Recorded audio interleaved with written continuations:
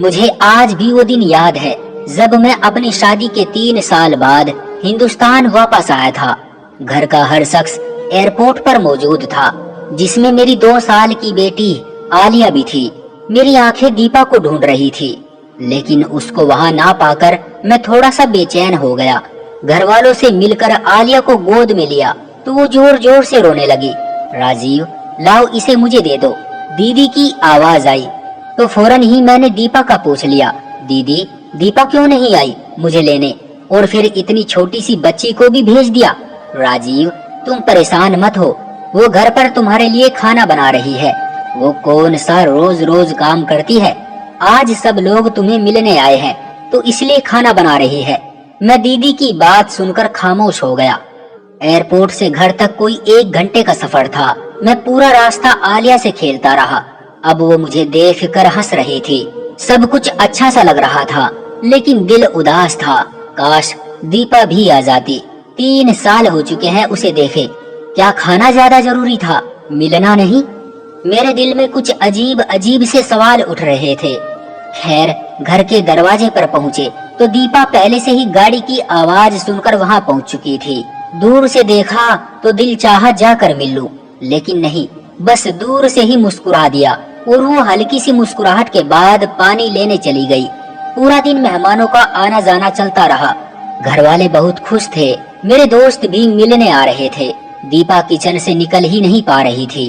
कभी किसी को चाय पेश करती और कभी किसी को खाना देती। मानो यूं लग रहा था जैसे मेरी दीपा तो कहीं खो सी गई है। शाम हुई तो मेहमानों का रस कुछ कम हुआ। सब खाना खाने में बिजी थे। सोचा दीपा की कुछ मदद करूं। सुबह से बस काम में ही लगी है। अभी उठा ही था कि मम्मी ने बुला लिया, राजीव मेरे पास आकर बैठ जाओ। जी मम्मी, दीपा से कुछ बात करनी है, आ रहा हूँ। उसे छोड़ो, काम खत्म करके खुद ही आ जाएगी। वैसे भी कौन सा काम करती है, आज ही तो करने लगी है, उसे करने दो। मैं हैरान था क्योंकि दीपा के बारे में मैं ये दूसरी बार सुन रहा था। दीपा के खिलाफ कहीं ना कहीं आग मेरे दिल में लग चुकी थी। सुबह जब दीदी ने दीपा को काम ना करने का सुनाया और साथ में मम्मी भी दीपा को डांटने लगी तो मैं भी चुप करके बैठ गया और सोचने लगा कि शायद मम्मी ठीक कह रही होगी। आखिर वो मेरी माँ है, गलत कैसे कह सकती है। रात को जब सब सोने चले गए तो दीपा से कुछ बात करने का मौका मिला। दीपा, इतनी चुप क्यों रहती हो? तुम तो बहुत बोला करती थी, याद है ना? पूरा दिन हम ऑफिस में बस तुम्हें चुप कराया करते थे। कभी वो उससे लड़ाई तो कभी मैडम सुनीता से। दरअसल दीपा और मैं एक ही ऑफिस में नौकरी करते थे। दीपा मुझे पहले दिन से ही पसंद आ गई थी। जब वो पहले दिन नौकरी पर आई थी, मासूम सी थी पर बोलने में पूरी तोता थी। हमने 3 साल तक एक साथ जॉब की। फिर मुझे बाहर जाने का मौका मिला तो जॉब छोड़ दी, लेकिन आपको कभी नहीं बोला। तुमको अपनाना चाहता था, तभी माँ को राजी किया, जो कि इंतहाई मुश्किल काम था। और फिर आखिरकार हम एक हो ही गए। मैं बस 1 महीने के लिए ही अपनी शादी पर आ सका। शादी के बाद इधर उधर दावत और घूमना फिरना लगा रहा। पूरा महीना गुजर गया, पता ही न चला। राजीव, वो मैं बस दीपा ने अभी इतना ही कहा था कि आलिया ने रोना शुरू कर दिया। दीपा उसको चुप कराने और सुलाने में लग गई। मेरी आंख कब लगी पता ही न चला। सुबह आलिया के रोने की आवाज से मेरी आंख खुल गई। दीपा यार, आलिया को देखो, ये क्यों रो रही है? पर आलिया की मुसलसल आवाज से आखिर मैं उठ ही गया। दीपा कहाँ हो यार? ये कहते हुए मैं आलिया को लेकर कमरे से बाहर आया तो फिर दीपा को किचन में ही पाया। चने कम पड़ गए हैं, दीपा चने और लाना। मम्मी की आवाज मेरे कानों में पड़ी तो कुछ देर रुक सा गया। सब लोग खाने की मेज पर थे सिवाय दीपा के। मम्मी ने मुझे देखा तो बुला लिया, आ जाओ बेटा, नाश्ता तैयार है। देखो तुम्हारे सब बहन भाई मौजूद हैं। मम्मी, दीपा कहाँ है? आलिया को भूख लगी है। तभी दीदी बोली, आलिया को मुझे दे दो, तुम फ्रेश हो जाओ, इसे मैं देखती हूँ। आज फिर दीपा किचन में अकेली और पूरा खानदान, जिसमें कम से कम 20 लोग तो होंगे, खाने में बिजी थे। मम्मी तो कह रही थी कि दीपा कोई काम ही नहीं करती, बस कल ही किया था, तो फिर ये क्या था? दीपा, अपना और मेरा खाना बाहर ले आओ। शायद मेरी बात किसी को भी अच्छी नहीं लगी थी। पर कुछ ऐसा भी था जो मुझे भी अच्छा नहीं लग रहा था। सुबह से दोपहर, दोपहर से शाम दीपा का बस एक ही काम था कि वो हर किसी की ख्वाहिश पूरी करने में लगी रहती। मैं समझ चुका था कि दीपा इतनी चुप क्यों हो गई है। मेरे घर में आ जाने के बाद दीपा के चेहरे पर फिर से कुछ बदलाव आना शुरू हुआ था। शायद मेरे जाने के बाद सब उस पर हावी हो जाएंगे, तभी वो थोड़ा सहम चुकी है। वक्त गुजरता रहा, अब वो काम छोड़ भी दिया करती थी या मुझसे कह देती और मैं खुशी से उसकी मदद को उठ जाता। आज मम्मी की आवाज आई कि दीपा नाश्ता बना दो, नेहा आई है। नेहा मेरी दीदी का नाम था, जिनकी शादी हमारे घर के करीब ही बाबा के दोस्त के लड़के से हुई थी। दीदी तकरीबन रोज ही हमारे घर आ जाया करती थी। दीपा की कमर में शदीद दर्द था। मेरे मना करने के बावजूद वो किचन में गई और नाश्ता तैयार करने लगी। क्योंकि आलिया अभी सो रही थी, इसलिए मैं दीदी से बातें करने में मसरूफ हो गया। दीदी हम सब बहन भाइयों से बहुत प्यार करती थी और हम सब उनको बहुत पसंद करते थे।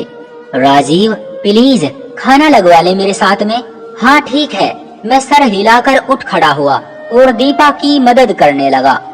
ये बात किसी को भी अच्छी नहीं लगी। जब नाश्ते से फारिग हो गए और दीपा भी आलिया को लेकर कमरे में चली गई, तब दीदी और मैं एक दूसरे से बातें करने में मसरूफ हो गए। राजीव, तुम जानते हो मैं तुम लोगों से बहुत प्यार करती हूँ। कभी ऐसा नहीं चाहती कि तुम लोग खुश न रहो, लेकिन मेरी कुछ नसीहतों पर अमल करोगे तो सुखी रहोगे। आगे तुम्हारी मर्जी, मैं तुम पर जबरदस्ती तो नहीं कर सकती। जी जी दीदी, आप बोले। आपको मालूम है कि हम सब बहन भाई आपकी और मम्मी की बात को जरूर अहमियत देते हैं। राजीव, तुम अपनी बीवी की मदद जरूर किया करो, लेकिन इस हद तक जब तक कि तुम्हें कोई ना देखे। अच्छा सा नहीं लगता तुम बर्तन उठा रहे हो और औरतों वाले काम कर रहे हो। जो आदत तुम आज उसको डालोगे कल वही रहेगी। जो उसके काम है उसको करने दिया करो, आखिरकार वो आहिस्ता आहिस्ता कर ही लेगी। लेकिन अगर आदत बन गई तो फिर तुम्हें हमेशा ही उसकी मदद करनी पड़ेगी। दीदी की बात मेरे दिल को लगी। दिन गुजरते रहे, दीपा मुसलसल काम में लगी रहती। कभी मेरा दिल चाहता तो बस आलिया के लिए दूध बना देता, उससे ज्यादा कुछ नहीं। मम्मी नहीं चाहती थी कि मैं वापस दूसरे मुल्क जाऊं, बस फिर वही रह गया। क्योंकि मैं एक मेकअप की कंपनी में जॉब करता था, मैंने इसी काम को घर पर ही शुरू कर दिया, जिससे मैं घर बैठे ही कंप्यूटर से ऑनलाइन मेकअप सेल करके बहुत अच्छा कमा लेता। वक्त गुजरता गया, सब कुछ नॉर्मल था।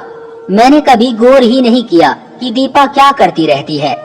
जब मेरे 3 बच्चे हुए तो गुजारा थोड़ा मुश्किल हो गया। मेरी दोनों बेटियां तो स्कूल जाया करती थी, लेकिन बेटा अभी छोटा था।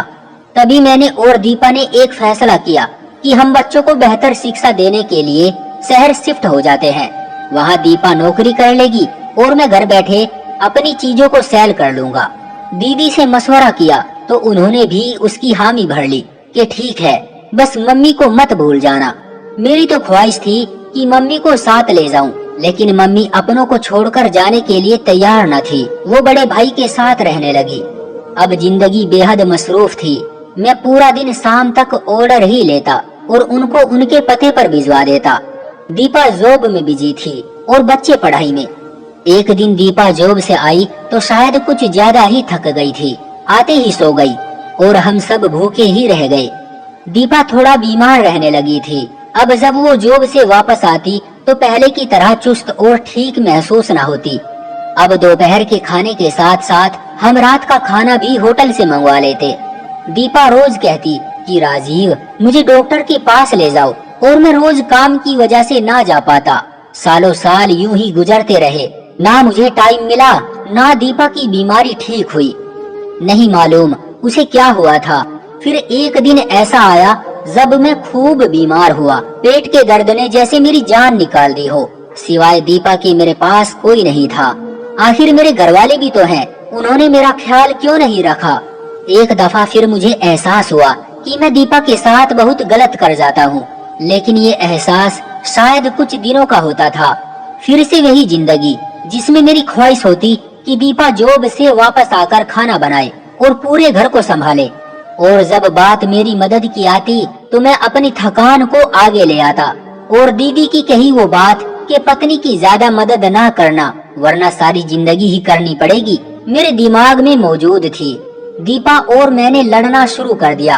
कभी वो टाइम ना देने पर मुझसे लड़ती, और कभी मैं खाना ना बनाने पर, और कभी तेरे घर वाले, और कभी मेरे घर वाले। बस यूं ही तू मैं करके वक्त गुजरने लगा। कभी मान जाते, कभी लड़ने लगते। आज मैं बहुत उदास हूँ। दीपा हॉस्पिटल में है, उसको ड्रिप लगी है, और मैं खुद को काफी तन्हा महसूस कर रहा हूँ। बस मैं और मेरे बच्चे, और कोई नहीं है। मेरे घरवाले दीपा से हाल चाल पूछकर जा चुके हैं, सिवाय दीपा की मम्मी के और कोई नहीं जो इस वक्त इसके लिए बेचैन हो। मुझे आज वो दिन याद आते हैं कि क्यों हम लड़ते थे, अपना वक्त जाया करते थे। क्यों मेरी दीदी ने मुझे ये नहीं कहा कि राजीव, अपनी पत्नी की मदद किया करो। क्यों मैं दीपा को हर दफा गलत कह देता था, और बस मुझे यही लगता था कि ये बस काम से भागने के चक्कर में रहती है। क्यों हर दफा मैं अपने घर वालों की बात को सही समझता था। मैंने और मेरे घर वालों ने दीपा को बदल डाला था। वो दीपा जो जिंदगी जिया करती थी, मैंने उसकी खुशियाँ अपने तानों से खत्म कर डाली थी। मैं उसका ख्याल तो बहुत अच्छे से रखता था, लेकिन सिर्फ पैसों की हद तक। दीपा, तुम वापस आ जाओ, मैं तुम्हारे बिना नहीं जी सकता। तुम मेरी जिंदगी की साथी हो, मुझे तुम्हारे साथ की आदत है। बस ठीक हो जाओ यार। मुझे आज समझ आया कि वो तो खाना भी नहीं बनाती थी, फिर क्यों थक जाया करती थी। सिर्फ खाना बनाना घर के कामों में शामिल नहीं होता, और भी बहुत कुछ होता है। आजकल मैं भी खाना बाहर से मंगवाता हूँ, और फिर भी बहुत थक जाता हूँ। पूरा दिन मैं 5 मिनट का आराम नहीं कर सकता। दीपा, तुम सच कहती थी कि राजीव, दुनिया की नजरों में सिर्फ मर्द ही क्यों थकते हैं। आखिर औरत क्यों नहीं थक सकती? उसको इजाजत क्यों नहीं होती कि वो अपनी थकान को बयान कर सके? मैं अपने भाइयों से ये जरूर कहना चाहूँगा कि जो गलती मैंने की है, आप लोग कभी मत करना। अपनी पत्नियों के लिए टाइम निकालो, उनके भी नखरे उठाओ, क्योंकि ये इन सब को पसंद करती है। और अगर तुम चाहते हो कि तुम्हारी पत्नी हमेशा जवान और हंसी रहे, तो उसकी तारीफ किया करो। जो मर्द ज्यादा गुस्सा करते हैं, उनकी पत्नियां जल्द बीमार और बूढ़ी होना शुरू हो जाती है।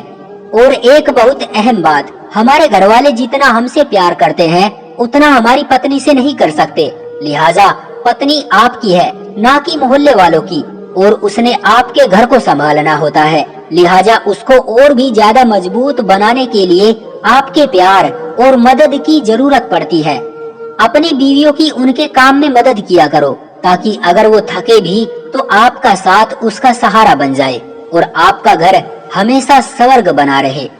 दोस्तों, आपका इस कहानी के बारे में क्या कहना है? कमेंट में अपनी राय का इजहार जरूर करें। वीडियो को लाइक कर दीजिए, और इसी तरह की कहानियां लगातार देखने और सुनने के लिए चैनल को सब्सक्राइब करके घंटी को दबाकर ऑल पर सेट कर लीजिए, ताकि आने वाली वीडियो का नोटिफिकेशन आपके पास तुरंत पहुंचे। मैं मिलता हूं आपसे अगली वीडियो में, तब तक के लिए धन्यवाद।